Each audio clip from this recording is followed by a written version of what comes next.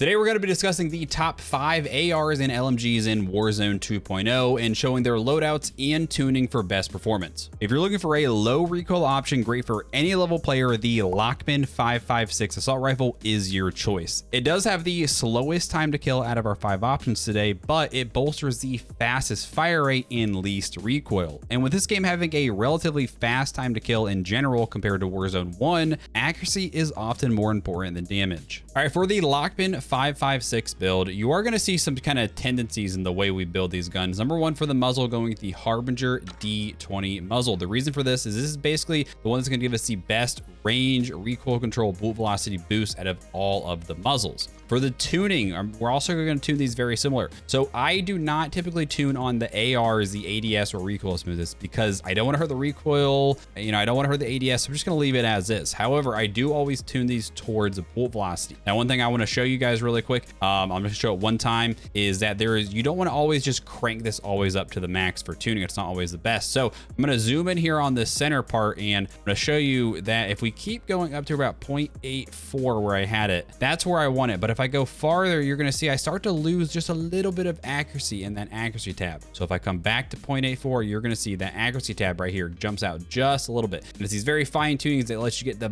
most performance out of those attachments. Next, we're going with the 15.9 Lockman wrap barrel. This is going to help our range and recoil quite a bit as well. We're going 0.32 towards recoil steadiness. I don't really care about aim walking speed. This is like our strafing left to right while you're zoomed in. And then I am going to add just a little bit, 0.1 to damage range. For the underbarrel, going with the FTAC Ripper 56 is a very common one you're going to see. The reason for this is it really helps that recoil stabilization, which kind of smooths out that recoil some, makes it a little bit less bouncy. Going 0.52 towards recoil stabilization, and then I'm going 0.25 towards aiming idle stability. Aiming idle stability is essentially that sway your gun naturally has when you're aiming. If you're playing trios or quads, definitely going to recommend that 60 round mag. Solos duos could probably get away with a 40. I do not recommend the 15. That is not enough ammo to use in Warzone. And then lastly, for the optic, my optic of choice has been the Aim Op V4. The reason for this is this optic does not have any glint, and it actually, if we tune it to close, it's going to bring it in. It's going to almost give you that zoom of what like an old VLK or 3X sight would, but without the glint like the Schlager or VLK has. I then tune it a little bit towards the aim down sight speed. It doesn't seem like the ARs and LMGs have too much flinch, so to me, I'm not overly worried about that. Now, one other option you can do with pretty much all of the ARs is you can take off your optic, and in place of it, I'd recommend going with the high velocity ammunition because this is going to add our bullet velocity quite a bit. So we could tune this like so, go up to bullet velocity and then go up to our damage range. Probably it looks like all the way up for that one. And this is going to make using it at long range much easier, but we're stuck with the iron sights. Now, out of my options today, the Lockman probably has the best iron sights. It's kind of similar to the old Grau iron sights. So it just depends on what you're comfortable with, whether or not you want to use that. If damage is your #1 priority, then the RAL LMG is for you. The RAL offers the fastest long range time to kill for all weapons in Warzone 2 currently. Its downside is slow mobility and a slow fire rate though. After its first few shots, it basically has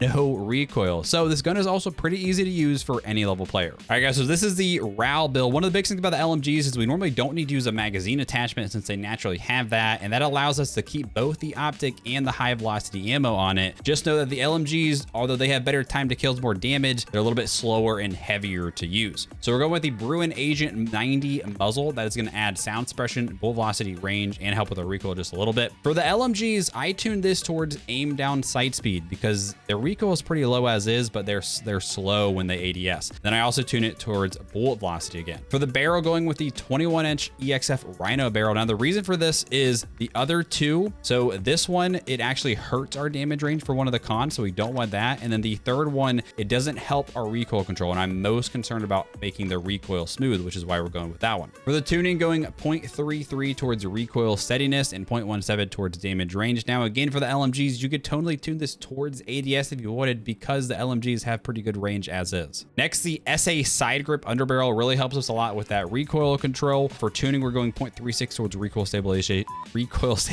and 0.08 towards aiming idle stability. Since we don't need to use that mag, we can get away with that high velocity ammunition, add that bullet velocity. With this LMG, you barely have to lead your shots at long range. It's almost hit scan. So 0.41 towards damage damage range 5.52 for its bullet velocity. And then lastly, again, going with that same optic, the AIM-OP V4 tuned to close, and then negative 2.13 for its ADS. If you need something that hits hard but doesn't have the slow mobility of the RAL, the Cast-Off 762, which is basically the AK-47, offers great damage for an AR, but it doesn't feel like you're lugging around a bag of bricks. The Cast-Off's been my personal favorite AR because it's got a really good damage and fast time to kill, but it doesn't feel slow and heavy like the LMGs. So similar build to the Lockman, going with the ZLR Talon 5 muzzle because it's going to give us our most possible range for the muzzles. For the tuning, we are going, again, I'm leaving this one alone on the left side, but I am tuning 0.52 towards bullet velocity. Cast 10 584 barrel adds the most possible range and recoil control of the barrels. 0.23 towards recoil steadiness, 0.4 towards damage range. Again, though, if you want, you could tune this towards ADS, but I think the ARs, they don't have as much range as the LMGs. I think you're better to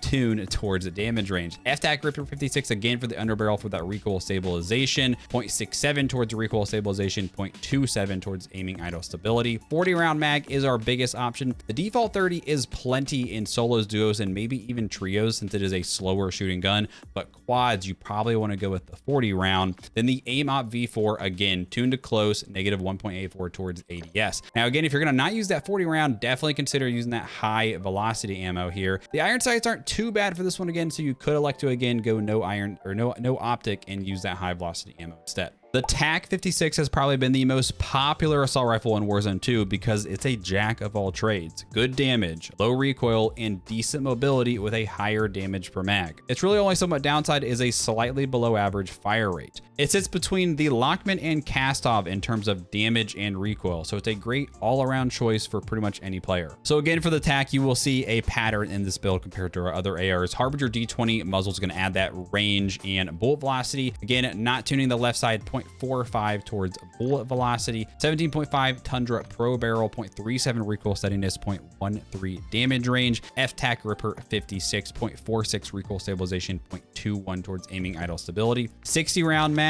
Now 40, probably a good option in solos, duos, trios. The default 30 probably be fine in solos. The 60 does make this gun a little bit heavier, slower in terms of its movement speed, but definitely it's nice to have in quads. Then lastly, again, that AIM-OP V4 optic. The iron sights aren't too bad on this one. I do like them a lot. So a lot of the times when I use this, I go iron sights and then use that high velocity ammo. And finally, coming in at our number one spot, the most dominant gun in Warzone currently is the RPK LMG. The RPK is the LMG variant of the Cast-Off 762 or the AK-47 family and offers far better range and low recoil than the Cast-Off, but its penalty is a bit slower mobility. It's definitely not as slow as the RAL though, so that's why I think it's been one of the most common choices because of that dominant time to kill and low recoil it has. And it's also been the weapon of choice of the majority of top pro players. Now the RPK build is a little bit different than some of the others. We're actually not running a barrel on this one because it seems like even without the barrel, it still has low recoil and really good range. And this also makes it feel a little bit snappier and lighter to use. Could do this on some of the other LMGs like the RAL as well if you wanted to try. So for this one, we're going ZLR Talon 5 muzzle. Again, this is going to add the most when it comes to that range, full velocity.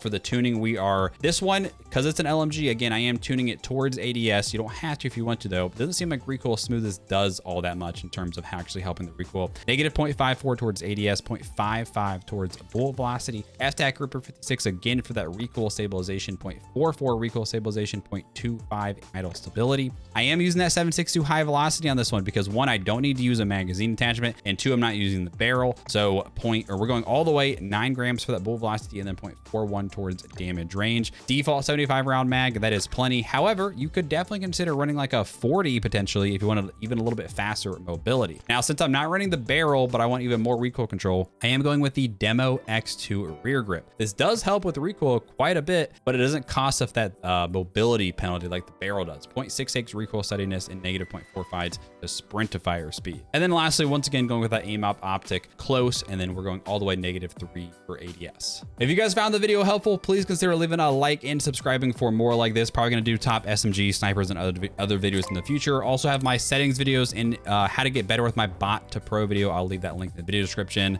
Thanks for watching, guys. Hope this helped. See you in the next one.